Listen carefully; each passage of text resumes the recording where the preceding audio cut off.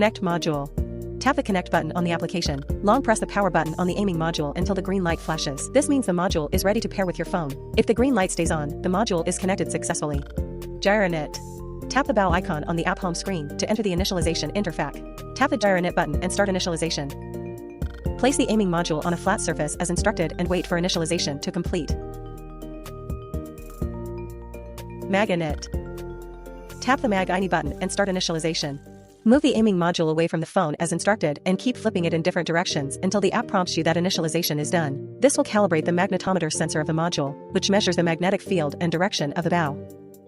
Assemble aiming module. Attach the initialized aiming module along the card slot onto the smart bow and plug in the signal wire. Make sure the wire is not loose or tangled. Games and calibration.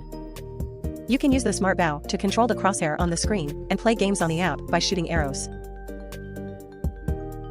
Before you start a game, you need to perform calibration. This will align your bow and arrow with the screen and ensure that your shots are accurate and responsive. After calibration, the aiming point will follow the movement of your bow. If you notice any abnormality with the aiming point, such as drifting or lagging, please repeat the initialization and calibration steps.